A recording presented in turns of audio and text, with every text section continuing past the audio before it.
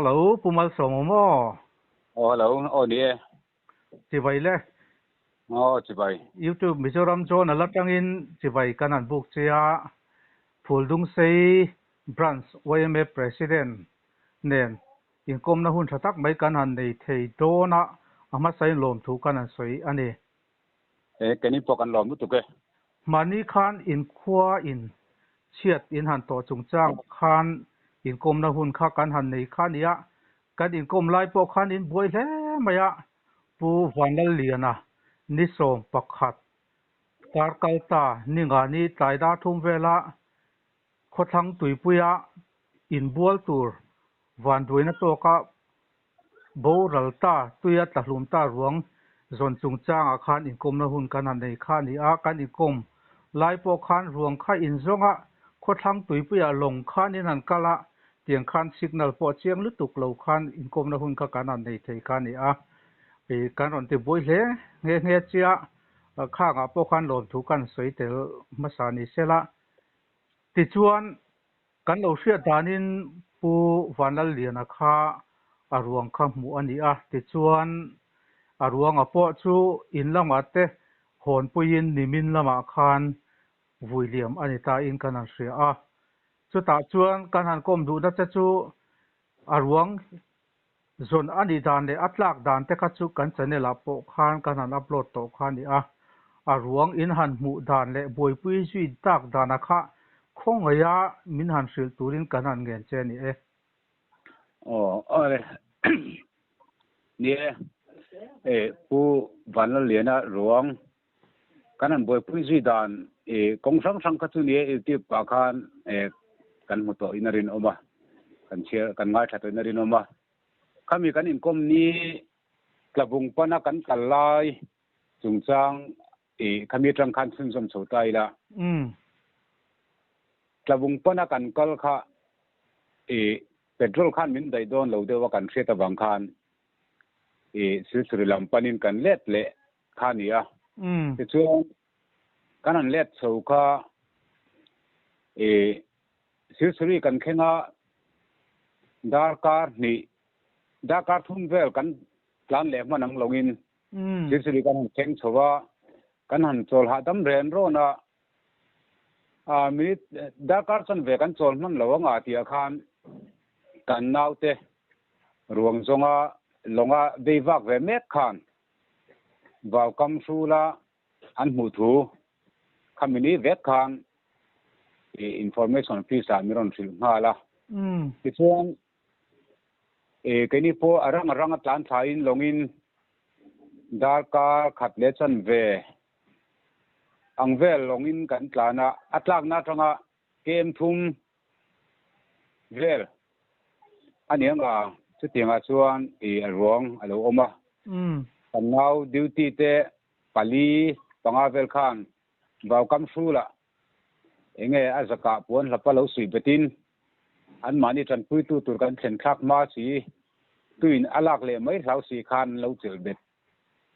kan zuk nang ching ta chuan aruang kha longa la chawin silsuri kanin nga na acha sul na mun ber mai khotlang froi tu VC tele OCA sakma yang association yang sakma association member engmo sap khan min lo huwa ka yang chuan ruang kha information office tia kan lam an community hall ve an bazara kan la silsuri khu diangamo silsuri khuwa ti chuanin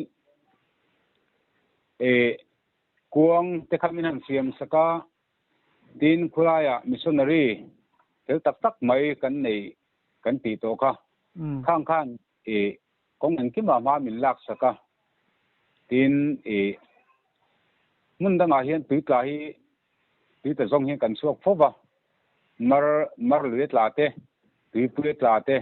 kan mi zo naw te tho mun dang ami tui tla zong hi kan suak thina rong kan mu nuwa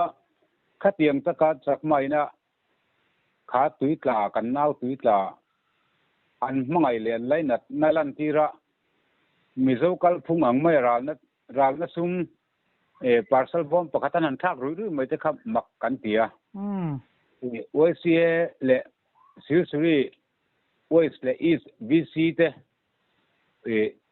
West le East OCA suai tu te member te an fakum zia kan ria an trong kama ene mizo to mai na kan tiang hi an trong kama nei chi lo ma sila atakin an phau chuak nin kan ria kan lo em ani tin ti chuanin kuang te kan han siam zo ta ka chuan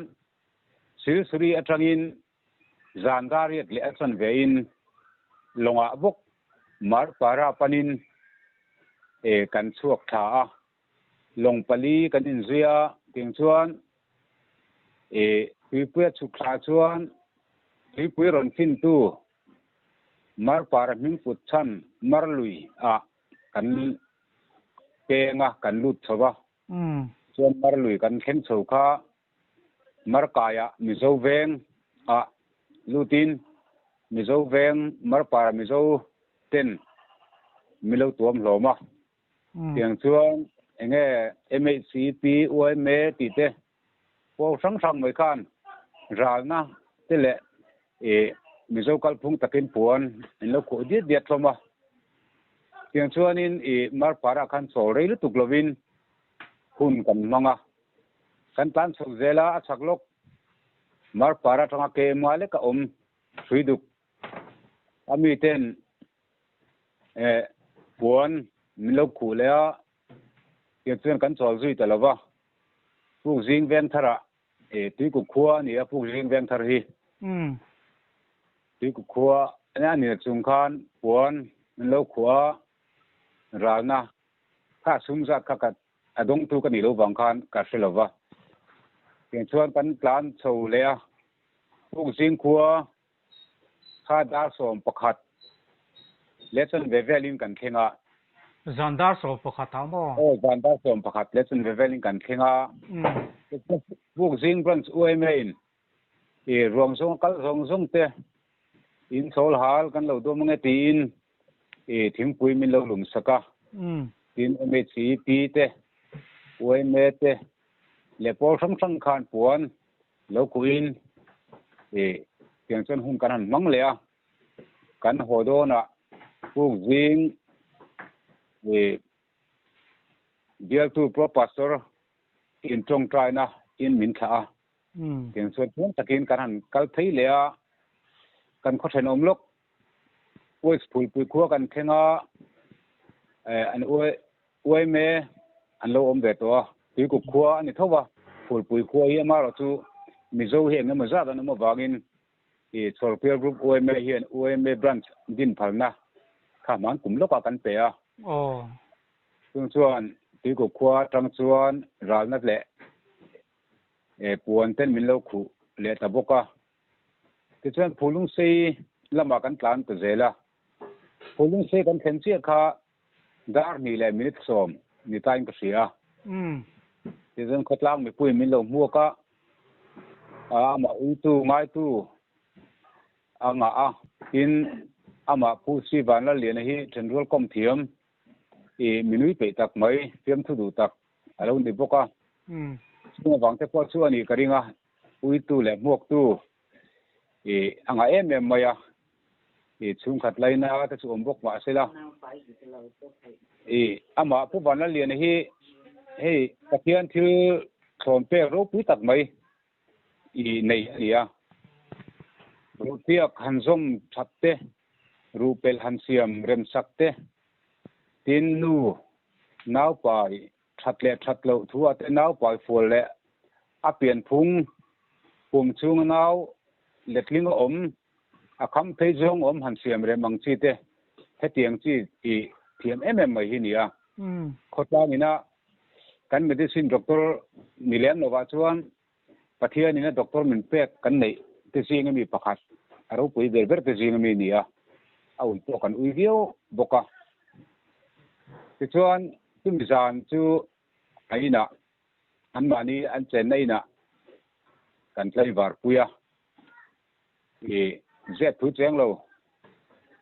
tuya khan ni thum le chan thum zet lo om to ani wang khan arim alo tui chu to lo bok nen ueme te le ko fran foi tu te le anu le pa te in beron khan e zingdar saria bui program kha roman turin kan tia chuan e kan thlai te ko rong chunga kal zau tak tak ani na chungin in lama om te po rong zoga kan chu chung zogin in lama nu le pa te au naw te lo men puin yen lo tlai war ve zantin mai bok sia kan hat lang viu na chung khan zingdar thum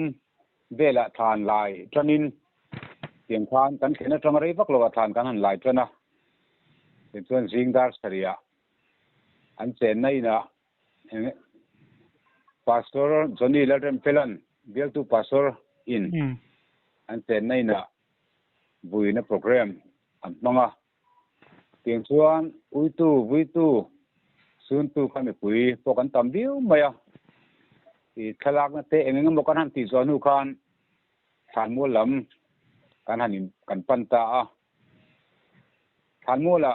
e kan rong kan thak sela than mo la chuan bial tu upa i chi zakhuman e thana hun amang le ta chu tianga hun kan man zo ko nu chuan uban la le na chu ui tak chungin kan tha liam ta ni alo ne mo khot lang ong le a wai me te tin a chak ma thalai pol ang te point thei to kha in han chuwa in tran ho na kha alang chiang hle me in soita kang khan chak ma thalai ho te point kha tiang taka ruang bo ruang mu ani ngei theina tura ta na thei to pan han chuwa te kha a ro pui hle in ka sia a mun then khata te chakma te nen hian mizo te hi han in chem har lek anga han than chang te oma tun chum chiat to a hi chuan chakma u naw te nen po khan kan tang rual thale me chulai taka chu chiat to chunga po khan thil lom om tak lo thleng lo lang ni in kan sedeu keni po ni lom e tun chum ang reng renga e bol som le tuitla hi hei kan tholpel ru pom chu hian e voi nge mu za ta theng to ko thang tui puya la e athen chu khu ta tlabung lama ruang an lo mu tak dai te athen chu e enge ruang mu zo lo e ni sari hun liam to nuwa mi zo dana han vui mai kan nei chang po om thina ama chu nga te po chuan tu nang ma i chakma ina i mizo thomai na kan tiang thinlung puwa an fe chuale an khotlang soi tu yang chakma association le village council i suri le marpara te i hi an kan thengai lo watin kan sei mai do na chakma kho hi kan paltlang kho khana om nuala ti puidunga khan pu ta new sachan te backup bekia kan ti tele e all sachan te kan tia e borapan chera ti te i chung chak ma khwan lia khang ho te po khan pi kuidung tuan mai khan buk te zarin thima va thulovin tlai va thakin an lo duty ve zak maya khat mon khopat i rong zonga enge mu nge be sia che chuak na sa hi chakma hi an lom karing lo hela in ene misavin ko moi na kan ti hi an var po ve de ta po kan ngai hela u chakma chunga po hian lom thu se sen lo tam tak kan wa boinia te po an OICA president nan chung kan la india VP ten an po kan india lom thu kan la sei mol po mai boinia po ani tak chu pu van la liana boya te siat kha August ni so pakhat ni nga ni a khan an che suala suria tui pui khothlang tui pui a in bol turin an kala tui a lo khau deuh bok si an che sual ta hlau mai kha an ni a ti chuan khotlang in thei to pin in han songa ani thumna ni mo ani so pathum August tun kar kalta in rin ni a khan in han mua a ruang in han mu tak khat dar eng zat fel nge soi mai thei a ruang a mu ma saber tu tena min thil dan khan dar thum le chan ve tia min thil an oma dar thum le min som ni pakwa che ni tia min thil khan om boka dar thum le chan ve kan pom ani chu dar thum le chan ve a ruang chu mu tiangin a pom thei ber ani chu a ole thei to pin in han songa ruang han mu tak lo te po hi zoram mun sang a hian he tiang ang han chiat han to a hian an om le zau thina he tianga chiat to a chunga ruang han mu lo te hi a hre om hle in karinga chung te tan phei chuan ama ro chu I puldung sei khua ina chiat in han to a hian a ruang tlom ngai te malakna awang te po in han mu lau thei to po kha alom om hle in kan hria a ti chuan kan in kom na hi a top lam lo nei ron ta ila voin hi okas ni som panga sang ni som ni pani thotan ni ania India Independence Day voi som sari panga na an ning nge a kan chane lo ngai thatu te po chibai han buk pa ngal zai la Independence Day voi som sari panga na he chet to kara a hian India in an loma chu chibai kanan bu ngal chu ni ole atom nan pu som I he chet to na chung chang a hian khotla anga in han chet fel na le khatianga thil te sang in han ti kolna khan engemo atom nan han soi ru te nei am o ole ni atom nan ti han soi tai la he pulung sei ko hi nge aming athanga atha zong athan na tak pe chu kan nga lo fo thina amai ro chu trum kan chiat to hian pulung sei hian OMA branch pali kan oma OMA branch pali hi joint OMA min khai khoma pen bo zom chung chang apo hian joint OMA kai hroi na in kan kal dera amaro chu achiat tok omna branch ero achu lemin